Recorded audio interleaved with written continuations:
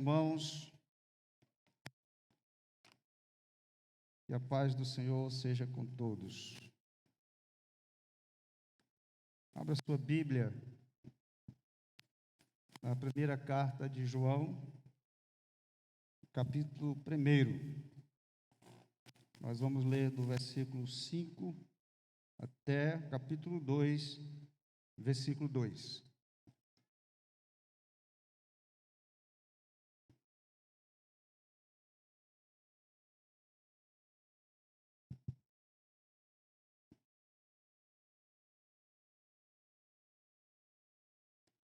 Primeiro João, capítulo 1, versículo 5.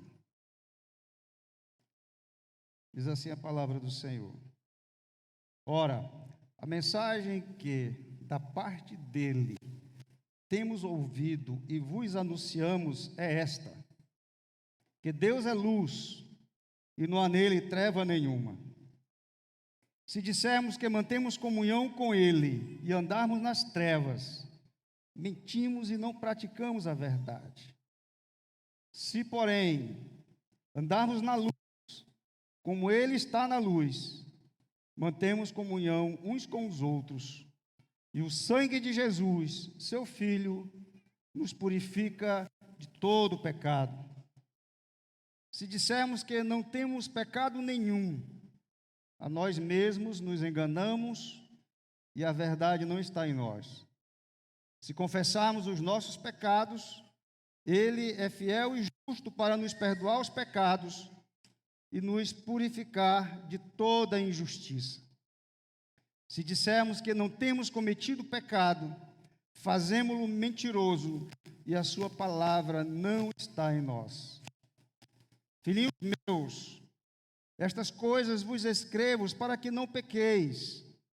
Se, todavia, alguém pecar, temos advogado junto ao Pai, Jesus Cristo, o justo.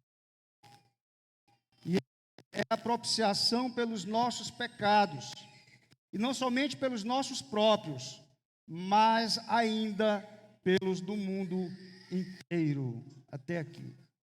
Oremos. Santo e eterno Senhor, louvado seja o teu santo nome, Pai. Obrigado pelo privilégio que temos de estarmos reunidos nesta noite, no dia do Senhor, como igreja, para te cultuar. Obrigado porque a tua presença pode ser sentida, Pai, neste recinto. Nesse momento, como instrumento nas mãos do Senhor, rogamos a tua bênção para que sejamos fiéis ao texto sagrado. Abençoa-nos com humildade e com santo temor.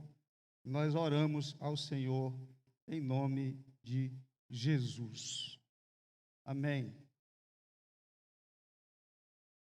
Meus irmãos, esta semana eu fui me cadastrar numa dessas empresas da internet para, então, ter como adquirir produtos desta empresa. Agora, eu nunca tinha feito um cadastro tão cheio de detalhes. E chegou um momento lá que eles disseram que eu tinha que me posicionar de uma forma bem visível, que eles, então, teriam posse da visão da minha face para poder evitar esses problemas aí que acontecem na internet, para que o cadastro ficasse realmente seguro. Então, eu fui para essa tarefa aí, com o celular aqui olhando, como era noite, então começou a surgir uma certa dificuldade para captar a imagem do meu rosto. E foi uma tentativa bem engraçada,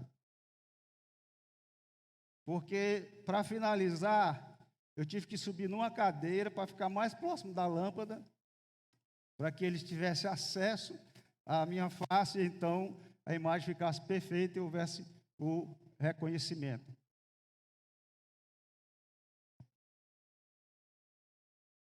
Ou seja,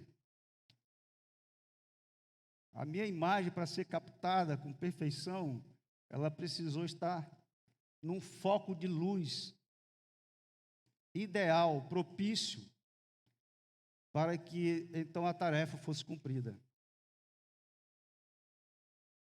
E esse texto que nós lemos, quando estava meditando e considerando,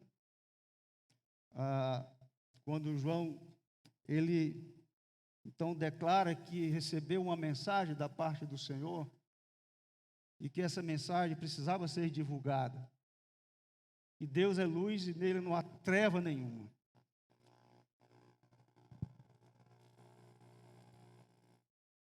Imagine, irmãos, se nós estivéssemos nos nossos dias, termos que viver na escuridão. No princípio era assim.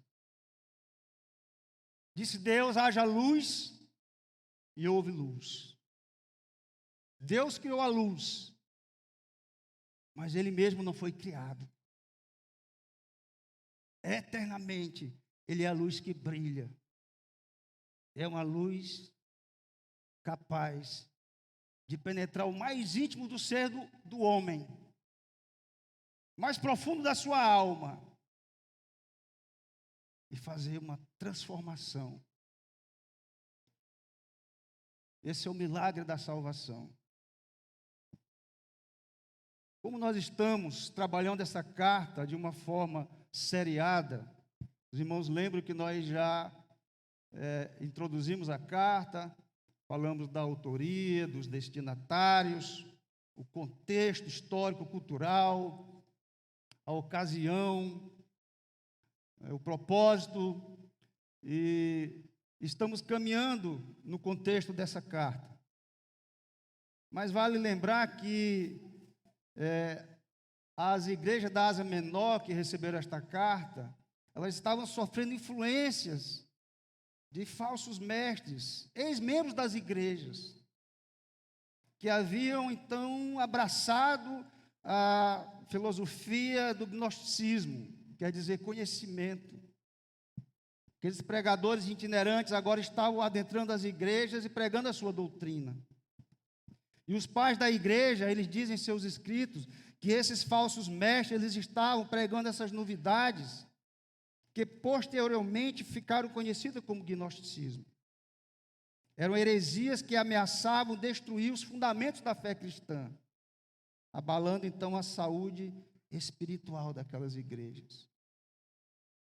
Agora o apóstolo João, em contraste com as falsas alegações dos falsos mestres divisionistas que alegavam ter comunhão com Deus e não terem cometido o pecado, ele apresenta implicações éticas que comprovam como vivem aqueles que são transformados por essa luz, essa mensagem que transforma vidas. Por que João faz isso? Porque, irmãos, há um contraste entre treva e luz.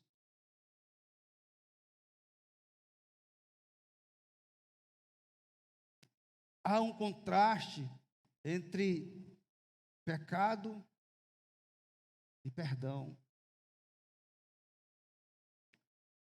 Nós jamais podemos dizer que andamos com Deus se nós estamos nas trevas. Ele define o conteúdo da sua mensagem no versículo 5, quando ele diz que Deus é luz e não há nele treva nenhuma. Essa mensagem é a própria revelação sobre Deus que Cristo comunicou quando Ele esteve neste mundo. Jesus Cristo veio como mensageiro daquele que é a luz.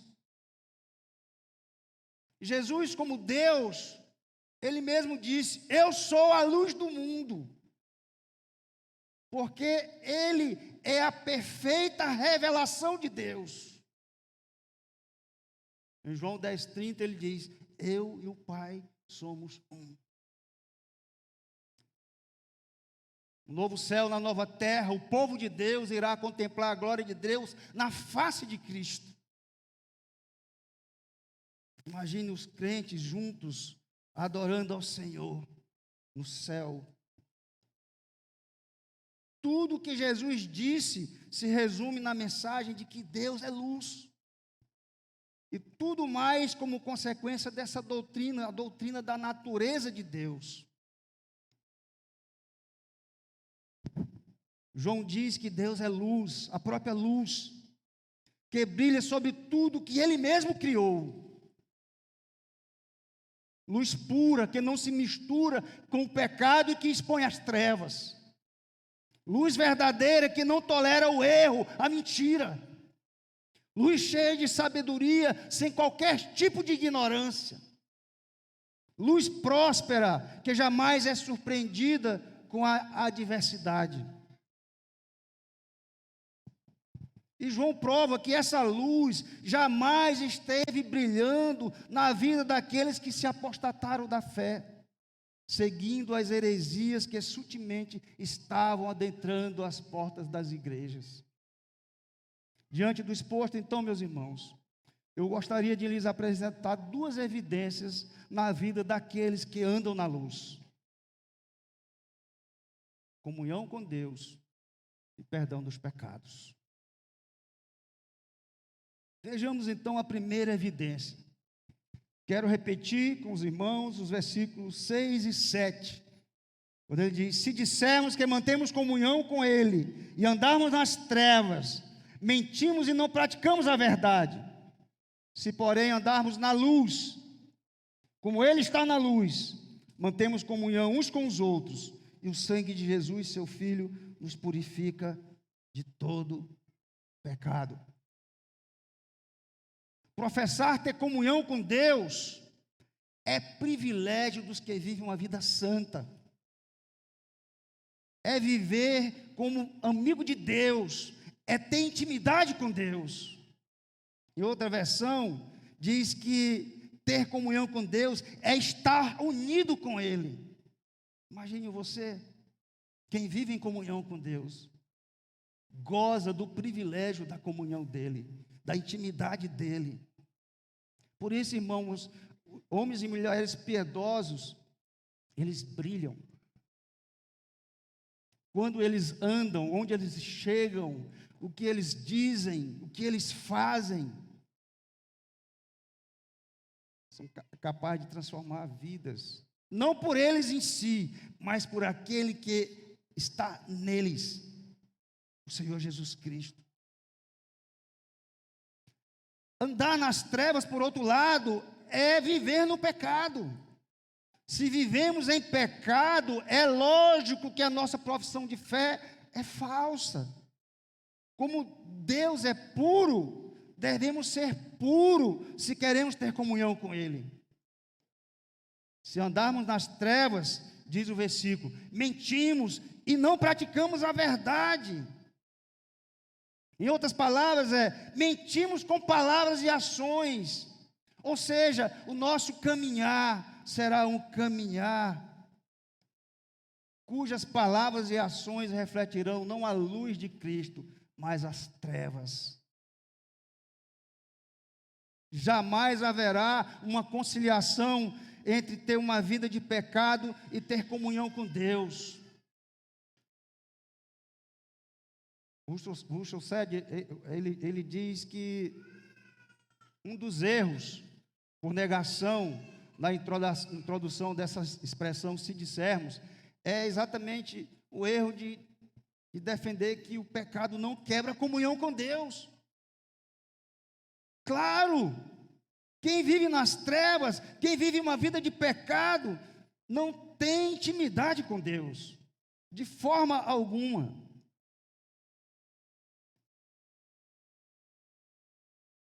Praticar a verdade é exatamente agir de acordo com a verdade. É abraçar a verdade em oposição a todo erro de paganismo e infidelidade, todo tipo de pecado. é desfrutar de todo o conforto que a verdadeira religião oferece através da comunhão. Uma igreja cuja presença de Deus ali está, é uma igreja diferente. É uma igreja que a presença de Deus é sentida, é percebida. Nós somos capazes de realmente sentirmos a unção de Deus, porque Ele se alegra, Ele tem prazer de estar junto com aqueles que andam na luz. Esse andar na luz envolve uma vida de pureza e santidade. Esse andar na luz, em outras palavras, é o estilo de vida. É como eu vivo, é como você vive. Em todas as áreas, em todos os aspectos da nossa vida. Em tudo que fazemos, tudo que realizamos. Os nossos pensamentos que surgem, os nossos sentimentos, as nossas emoções que são expandidas.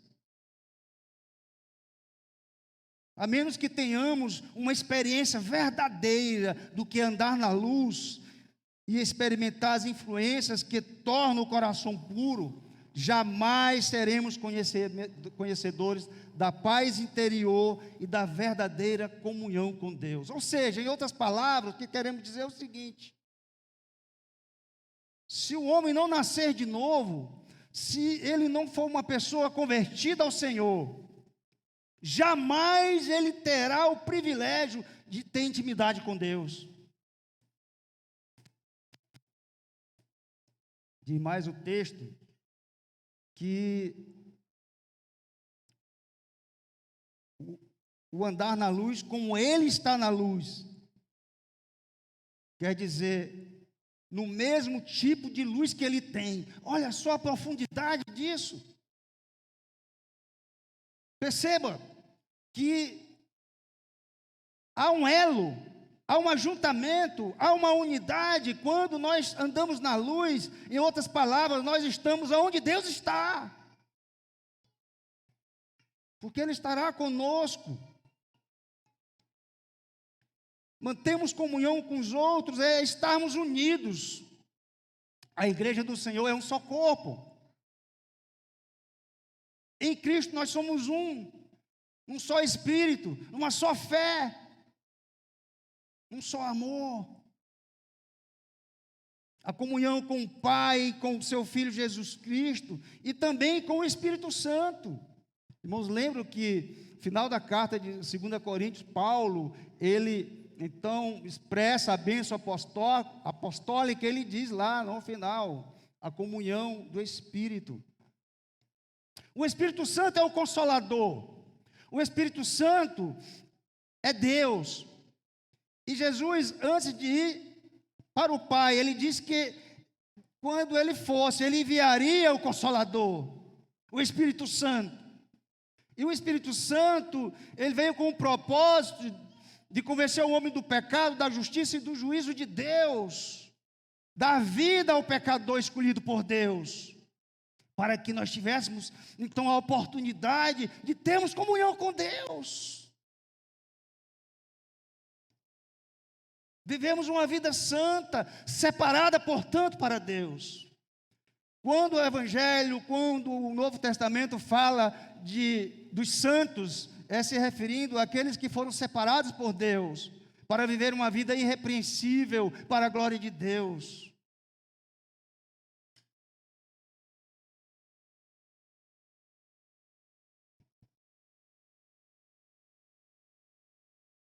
O amor fraternal e a comunhão mútua são necessários à comunhão com Deus e a manifestam.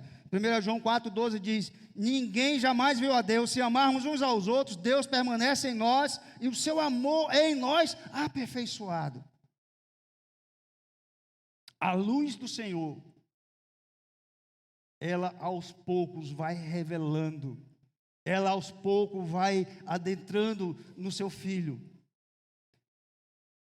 no servo do Senhor, e ela vai mostrando as impurezas que existem em nós, e vai nos aperfeiçoando, vai nos moldando o nosso caráter, a nossa personalidade, vai transformando aos poucos. Você imagina, a sua vida espiritual hoje é a mesma de antes, quando você nasceu de novo? A não ser que você seja um crente raquítico, a não ser que você seja um crente que não esteja dando atenção ao verdadeiro alimento, o alimento da alma, o alimento espiritual, a palavra de Deus. A palavra de Deus diz que ninguém viu a Deus, ninguém jamais viu a Deus. Se amarmos uns aos outros, Deus permanece em nós e o seu amor é em nós aperfeiçoado. A comunhão dos crentes, ela envolve confissão de pecados uns aos outros, com oração. Tiago diz isso lá em Tiago 5,16.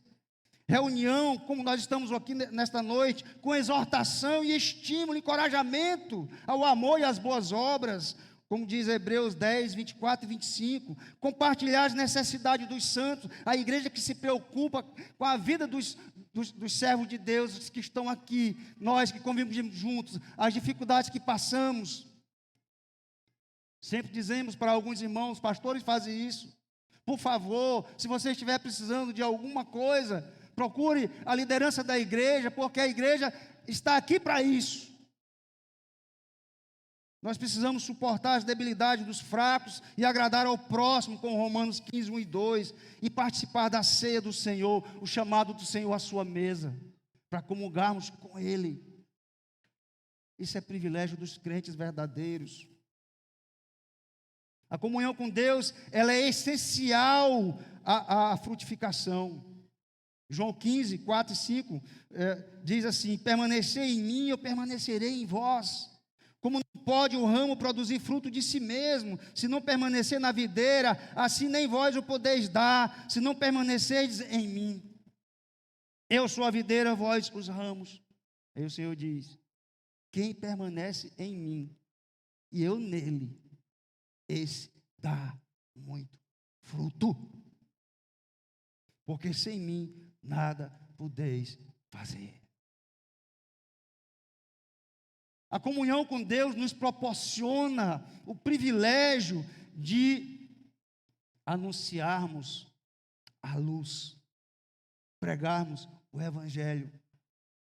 Dar frutos é praticar as boas obras, e as boas obras nada mais são do que vivermos uma vida de obediência a Deus. Cristo orou para que o seu povo tivesse comunhão entre si. Lá em João 17, 20 e 21 ele diz: não rogo somente por estes, mas também por aqueles que vierem a crer em mim, por intermédio da sua palavra, a fim de que todos sejam um. E como és tu, ó Pai, em mim, e eu em ti, também sejam eles em nós, para que o mundo creia que tu me enviaste. Cada crente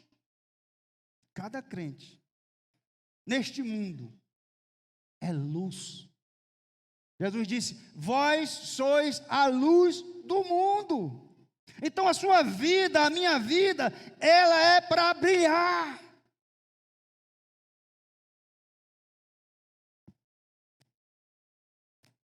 Voltemos ao versículo. Versículo 7 diz: se porém andarmos na luz, como Ele está na luz, mantemos comunhão uns com os outros, e o sangue de Jesus, seu Filho, nos purifica de todo o pecado. A palavra purificar, ela dá uma conotação de limpeza. Então, o sangue de Jesus nos limpa, nos lava de todo o pecado. Não há mancha feita pelo pecado tão profunda que o sangue de Cristo não possa removê-la inteiramente da alma. De repente você está aqui e pode estar pensando: não tenho conseguido lutar com este pecado.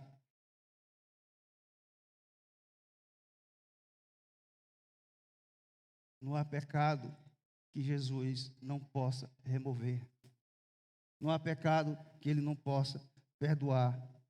Portanto, esse sangue nos purifica de toda injustiça e nos faz santos, separados para Deus, para vivermos uma vida em comunhão com Ele e uns com os outros. O Evangelho é a coisa mais linda do mundo.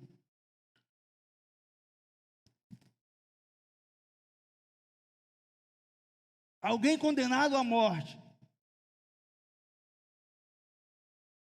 mesmo a prisão perpétua ou então a pena de morte.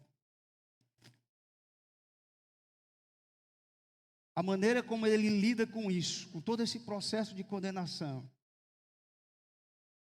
Se na prisão ele tiver um encontro com Jesus, se a luz do Evangelho brilhar na sua vida, ele sabe para onde ele está indo. As trevas se dissiparam. Sim, ele vai pagar o preço do seu pecado. Ele foi condenado. Mas ele sente a liberdade, ele sente intimidade com Deus e ele sabe para onde está indo. Porque o sangue de Jesus purifica de todo o pecado. Então, os queridos irmãos e amigos, Jesus, ele confrontou muitos religiosos da sua época. E esses religiosos, ele os denominava de hipócritas. Hipócritas. Mas assim como naqueles dias, agora fazendo a viagem de volta, vamos dizer assim, hoje também existem pessoas religiosas que frequentam as igrejas, que dizem ter comunhão com Deus, mas as suas vidas não refletem a realidade. Nós ouvimos aqui o pastor citando um versículo de Tiago, capítulo 1, versículo 22. Que nós sejamos praticantes, não somente ouvintes. Então, os atos dessas pessoas contrastam com as suas palavras. Não adianta ter um discurso e não ter vida, meus queridos irmãos. Se tem uma coisa que Deus abomina é a hipocrisia. Não se pode brincar de ser crente. O relativismo e o progressismo invadiram as igrejas. Tem penetrado no seio da igreja e muitos que se dizem crentes estão vivendo ao seu bel prazer, dissolutamente, dizendo que acima de tudo Deus é amor. Portanto, isso é suficiente. Dizem que ninguém tem o direito de julgá-los, só Deus pode nos julgar. De fato, Deus é amor. Entretanto, Deus também é justiça. E a Bíblia diz que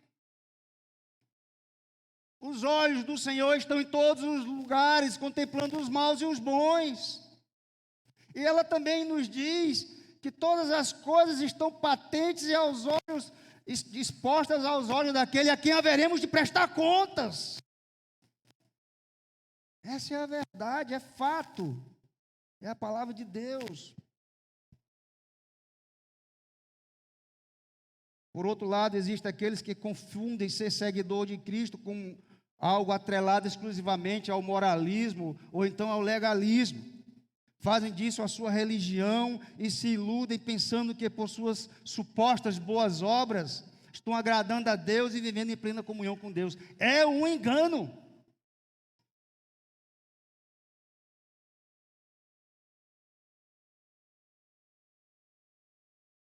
Moralidade tem levado muita gente para o inferno quando a pessoa usa isso como um atributo para a sua salvação. Pessoas boas vão para o inferno.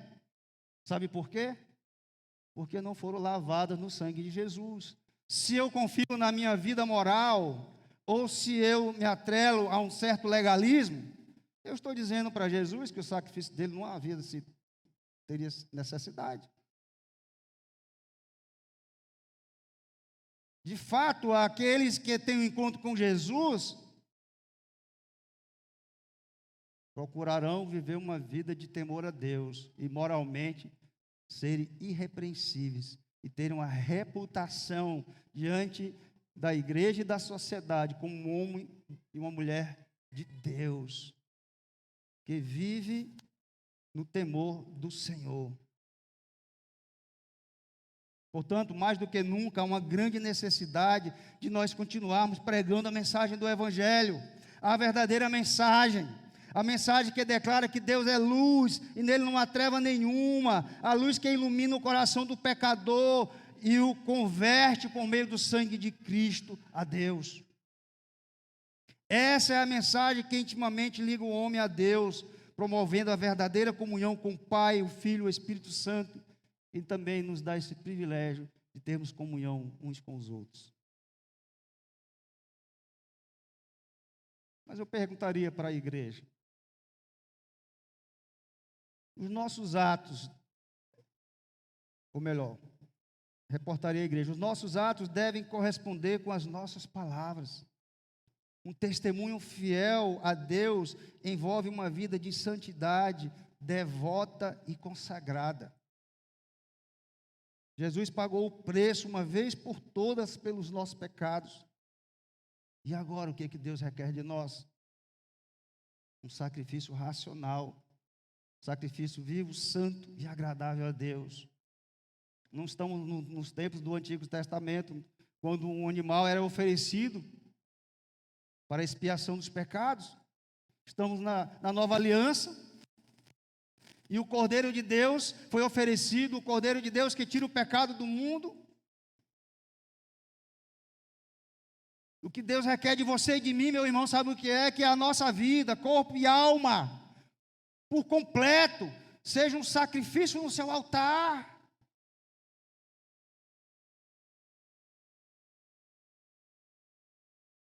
Perguntaria, você está caminhando na luz e vivendo com alegria, graças à sua comunhão com Cristo e com os outros irmãos?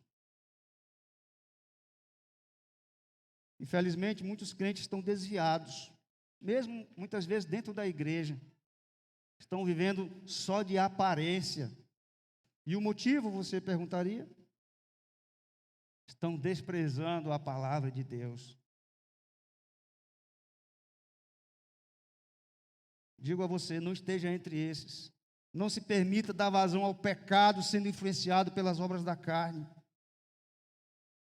O Evangelho é suficiente para o Filho de Deus. Quem se alimenta do verdadeiro alimento, a palavra de Deus, não deve se engasgar com as supostas delícias que satisfazem ao ego e os prazeres da carne. Cuidado, não flerte com o pecado. É perigoso.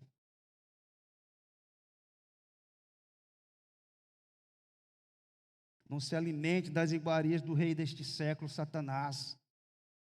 Quando você tem a melhor refeição ao seu dispor, palavra de Deus.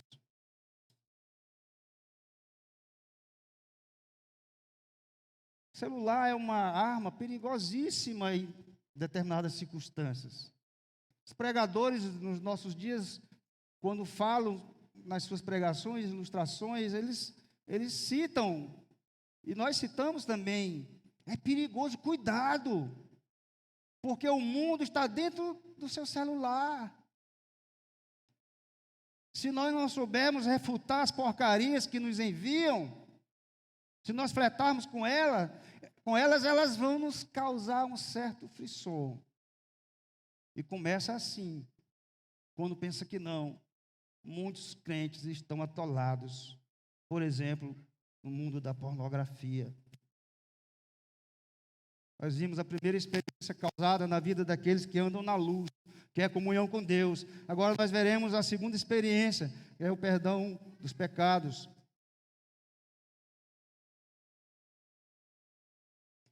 Voltemos ao nosso texto e vamos ler aqui o versículo 8. Se dissermos que não temos pecado nenhum, a nós mesmos nos enganamos e a verdade não está em nós. Se confessarmos os nossos pecados, Ele é fiel e justo para nos perdoar os pecados e nos purificar de toda injustiça. Se dissermos que não temos cometido pecado, fazemos-lo mentiroso e a sua palavra não está em nós. Filhinhos meus, estas coisas vos escrevo para que não pequeis. Se todavia alguém pecar, temos advogado junto ao Pai, Jesus Cristo justo. E Ele é a propiciação pelos nossos pecados, E não somente pelos nossos próprios, mas ainda pelos do mundo inteiro.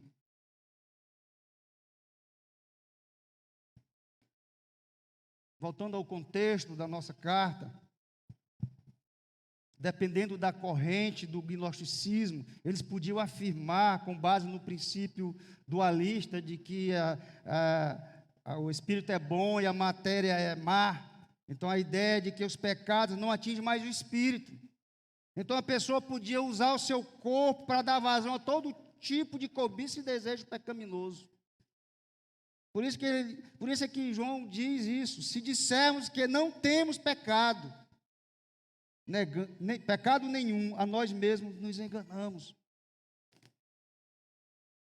Eles diziam que não precisavam se preocupar com o pecado por ter atingido um nível de espiritualidade elevado do supraconhecimento. Era para poucos esse supraconhecimento. Mas mesmo que fizesse alguma coisa que moralmente seja visto como inadequado, isso não atingiria o seu espírito. Portanto, não havia corrupção nisso. Era isso que os gnósticos defendiam. Todavia, nós nos enganamos, meus irmãos. Nós temos visões erradas de nosso caráter. Nenhum homem se conhece e supõe ser perfeitamente puro em todos os aspectos. Certo comentarista disse o seguinte: um homem que afirma ser absolutamente perfeito, que é santo como Deus é santo, deve conhecer pouco do seu próprio coração, a sede das nossas emoções. Temos estudado, domingo pela manhã, com o nosso pastor presidente, a respeito da teologia das emoções. O coração do homem é extremamente corrupto, diz a palavra de Deus. Muitas vezes nós dizemos ou fazemos coisas que nós nos desconhecemos. Portanto, reconhecedores que somos dos nossos pecados, nos resta confessá-los. É o que diz o versículo 9, se confessarmos os nossos pecados. O versículo 9, ele é uma repetição parcial do versículo 7, que fala sobre o sangue de Cristo, que nos purifica de todo pecado. Mas ele aprofunda mais, porque agora ele fala da confissão. E essa palavra confessarmos, citada nesse versículo, no texto original ela está sendo usada como dizer a mesma coisa que o outro. Concordar com. Esse é o sentido. Então, se o Espírito Santo fala conosco, apontando o nosso coração, o nosso pecado, a nossa confissão é concordar com o que Deus falou, ou seja, o que Deus diz acerca de nós, nós concordamos que é verdade. Referente à confissão do pecado, o comentarista Simon Kistemaker, ele diz o seguinte: encaramos o pecado aberta e honestamente, sem escondê-lo, ou achar desculpas para ele. Os pecados que cometemos sem nos defendermos ou nos justificarmos. Confessamos nossos pecados para mostrar arrependimento e renovação de vida. Destaquei aqui 3 verbos: encaramos o pecado, aberto e honestamente, diante de Deus. Pare de fingir, pare de se enganar, achando que Deus não te conhece, que Deus não me conhece. Paremos de fingir, paremos de ser hipócritas, encaremos de frente, nos humilhemos na presença de Deus. Porque Ele abomina o pecado é trevas.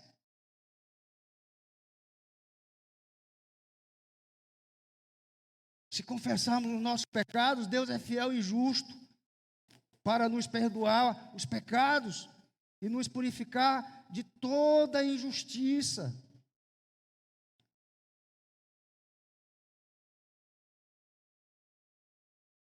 Noutra versão diz: Ele cumprirá a sua promessa.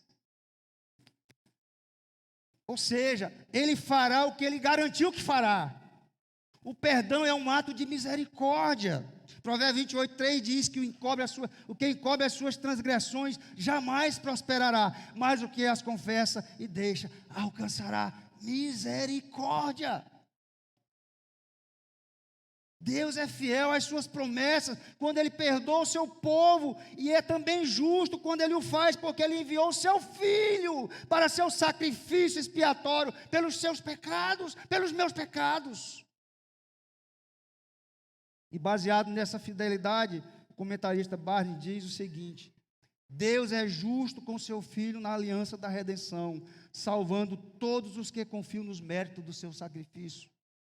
Ele concede o perdão àqueles que exercem verdadeiro arrependimento e fé em Cristo. Portanto, se confessarmos nossos pecados, Ele nos perdoa os pecados. O honesto reconhecimento dos pecados é necessário para a sua renúncia e também é um pré-requisito para o perdão. Se eu não confessar, Deus não vai me perdoar. Se você não confessar, Deus não vai lhe perdoar. Se vivemos uma vida de pecado, a nossa comunhão com Deus é quebrada. Precisa essa comunhão ser restabelecida. E para que ela seja restabelecida, nós precisamos encarar frente a frente. Ele nos purifica de toda injustiça. Ou seja, Ele perdoa-nos de tudo que passou. Ele nos trata como se fôssemos justos, removendo finalmente todas as manchas de culpa da alma. Ele diz que lança nas profundezas do mar. E então teremos comunhão com o Senhor.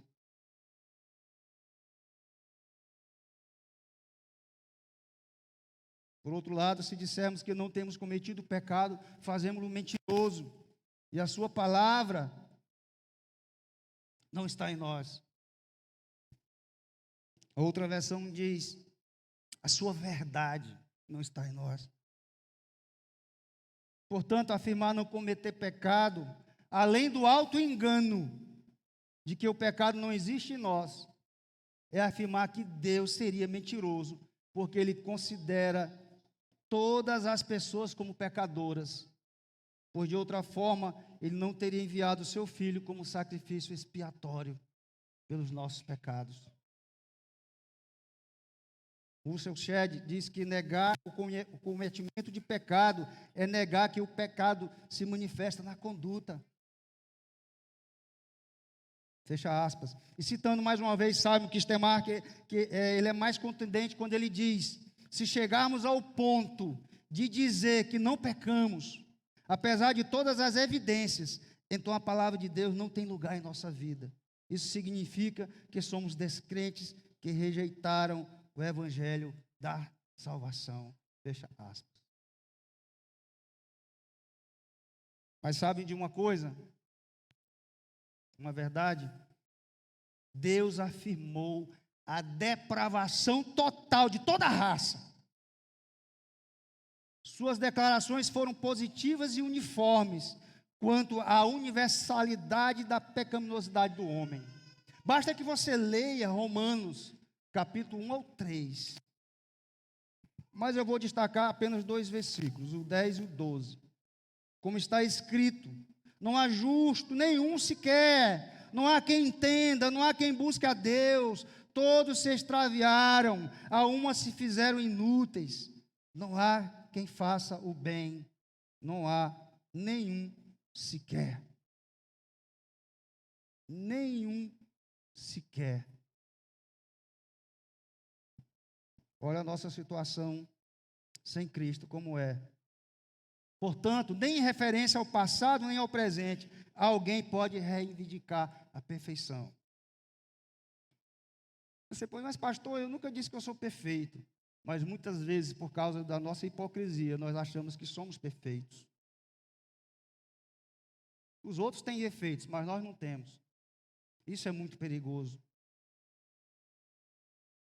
João usa uma expressão no versículo 1 do capítulo 2, quando ele diz: filhinhos, filhinhos meus, Estas coisas vos escrevo para que não pequeis. Uma expressão carinhosa, paterna, como alguém que é um experiente conselheiro, alguém que tem carinho, afeto, amor e se preocupa com a vida do outro. Então, como um pai espiritual daqueles irmãos, João agora faz essa ênfase. Ele diz: essas coisas vos escrevi para que não pequeis. Olha só a preocupação de João.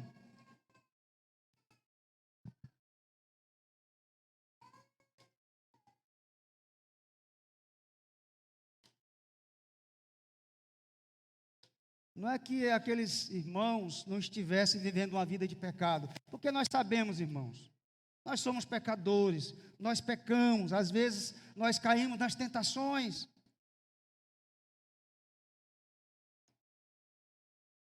Não é por causa disso.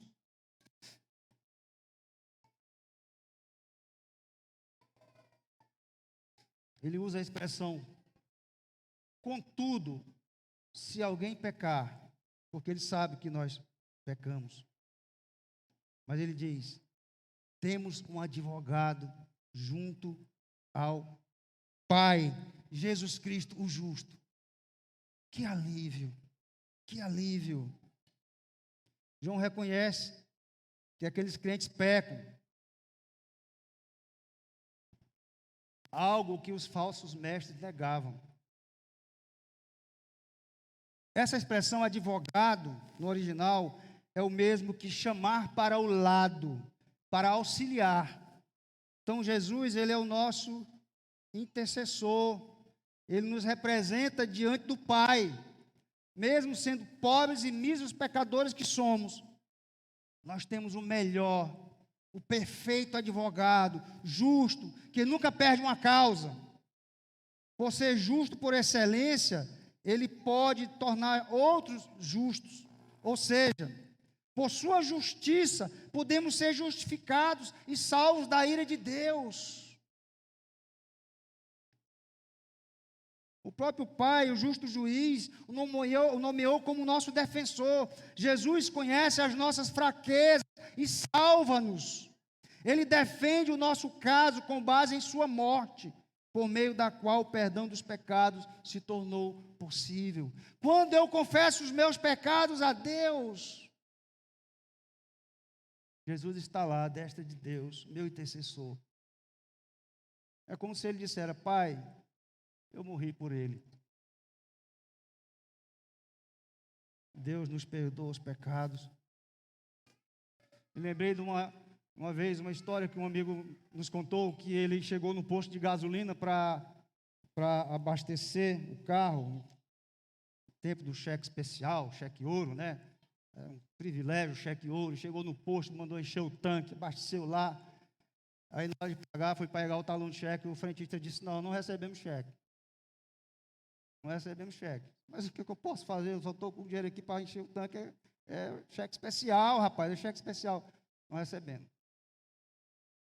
Ele disse: pô, agora está feita a confusão. Agora eu vou lhe dizer uma coisa.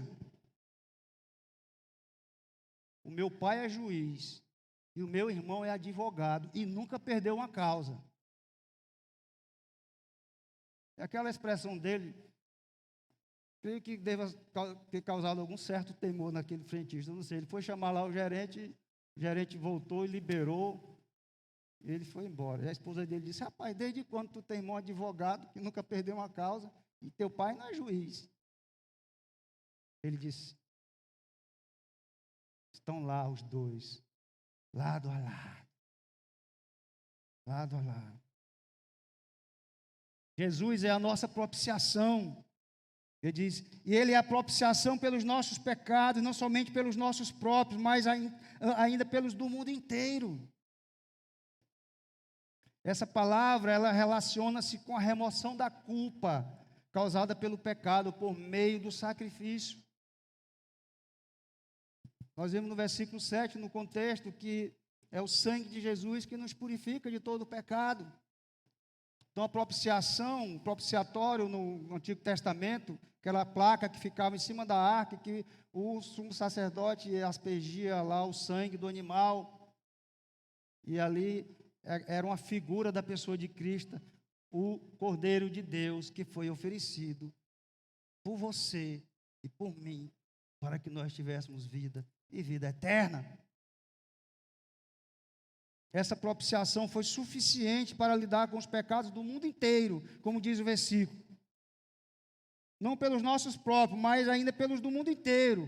Mas só se torna efetiva quando para os escolhidos de Deus, a saber, como diz João 1,12, aos que creem no seu nome. Portanto, em Cristo, o crente está seguro, ciente de que, se confessar os seus pecados, Deus perdoa definitivamente. Irmãos, a lei de Deus expõe a nossa pecaminosidade. Nós lemos agora há pouco a lei de Deus. De alguma outra forma, nós nos identificamos com um ou mais versículos que estão ali, porque eles caracterizam pecados que nós praticamos, temos praticado.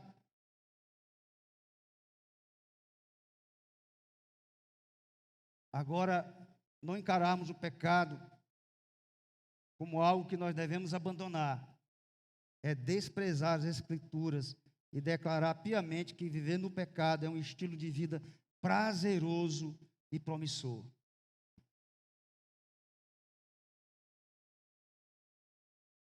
Por outro lado, aquele que é nascido de novo, o crente em Jesus Cristo, o crente verdadeiro, ele não peca habitualmente, mas acidentalmente. Não é um costume, não é uma rotina. O crente, ele tem uma nova natureza, ele não tem mais prazer no pecado, não é mais escravo do pecado, o pecado não tem mais domínio sobre ele. Portanto, reconhecer o pecado, confessá-lo e abandoná-lo é a maneira correta e bíblica de termos uma vida próspera e em plena comunhão com Deus.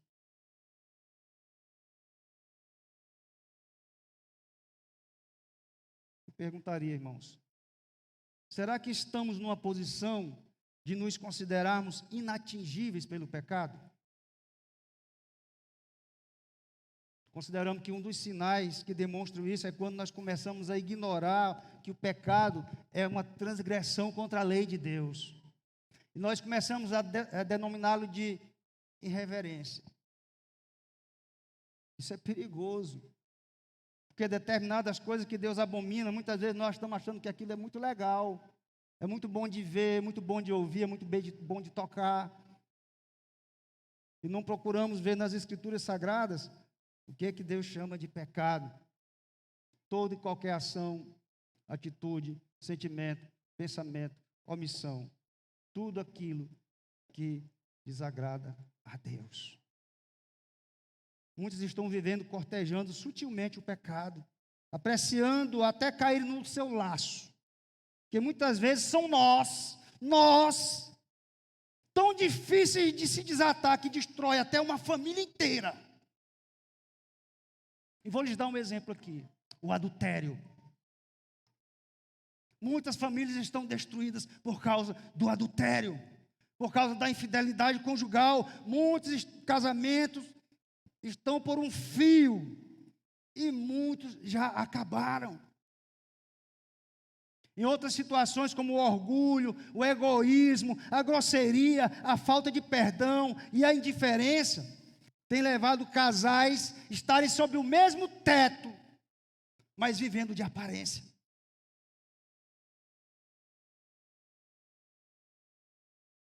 Alguns estão se enganando, querendo retirar da relação de pecados descritos na Bíblia, aquelas coisas que secretamente os têm prendido no laço do pecado, mas que eles estão sentindo prazer, estão babando, estão gostando, estão apreciando. Me permitam então relacionar um pouco da lista de pecados que a palavra de Deus apresenta e que pode nos ajudar a abrir os olhos, nos alertando do perigo que corremos se porventura temos nos permitido estar envolvidos com um ou alguns deles. Peço que o irmão coloque na tela, Gálatas 5, 19 a 21. Vou citar aqui. Ora, as obras da carne são conhecidas e são: prostituição, impureza, lascívia, idolatria, feitiçarias, inimizades, porfias, ciúmes, iras, discórdias, dissensões, facções, invejas, bebedices, glutonarias e coisas semelhantes a estas, a respeito das quais eu vos declaro, como outrora vos preveni, que não herdarão o reino de Deus os que tais coisas praticam. E aí são muitas passagens bíblicas que nós temos, a palavra de Deus apresentando uma lista de pecados. Se você for lá em Romanos capítulo 1, a partir do versículo 18, você vai ver lá idolatria e depravação humana.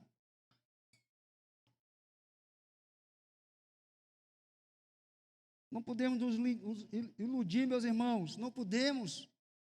Como falamos, os órgãos do Senhor estão atentos, contemplando os maus e os bons. Não podemos brincar de pecar, porque isso é uma abominação para com Deus.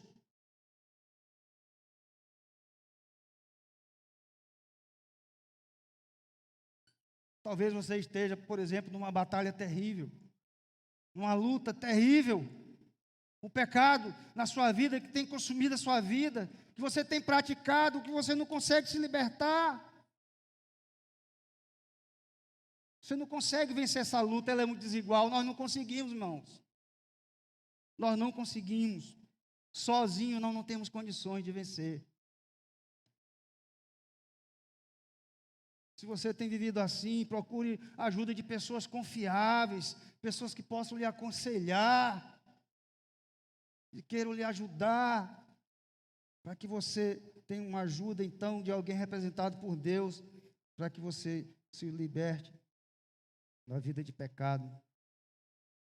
Pense nisso por um instante. O sangue de Jesus tornou possível o que era impossível aos pecadores. Ter os seus pecados perdoados. Eu quero encorajar você a se voltar para Deus, que é rico em perdoar. Corra para Deus, achegue-se a Ele, arrependa-se dos seus pecados, confesse-os sinceramente a Deus e abandone-os. Seja humilde, faça como fez o publicano da parábola lá em Lucas 18. Versículo 13 diz: o publicano, estando em pé, longe, não ousava nem ainda levantar os olhos ao céu, mas batia no peito, dizendo: ó Deus, sê propício a mim, pecador. Sabe o que Jesus disse sobre isso? Ele disse que ele desceu justificado para sua casa. Coisa linda da gente ouvir. Se você confessa os seus pecados a Deus, você sairá justificado para casa. Seu coração agora liberará emoções que glorificam o nome de Deus. Queremos concluir, amada igreja. Nós vimos que quando andamos na luz, nós temos uma vida em plena comunhão com Deus e uns com os outros. Além da certeza de que quando confessamos os nossos pecados, Ele nos perdoa os pecados e nos purifica de toda injustiça. Eu quero deixar aqui umas perguntas para a igreja. Pense sobre isso, faça uma reflexão. Você tem plena convicção que tem tido comunhão com Deus?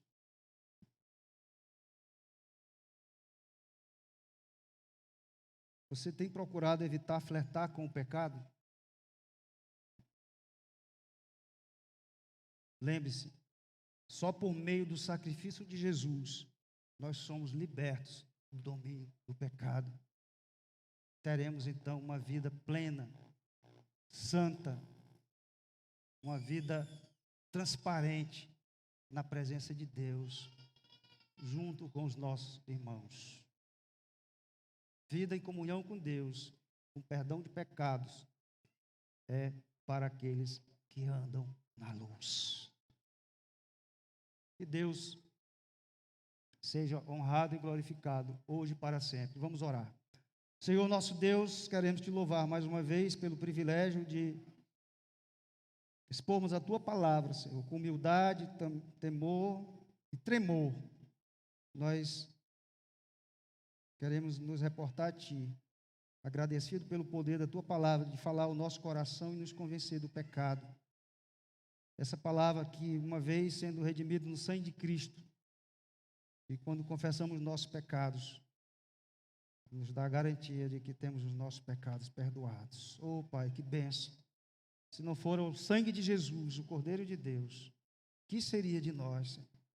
Se temos pessoas aqui nesta noite que ainda não se renderam a Cristo em passos de obediência, Senhor, pela tua bondade, misericórdia e graça, através desta pregação ou de outras oportunidades, teu Santo Espírito toca-lhes o coração para a salvação. Obrigado, meu Deus, porque as tuas misericórdias renovam-se a cada manhã.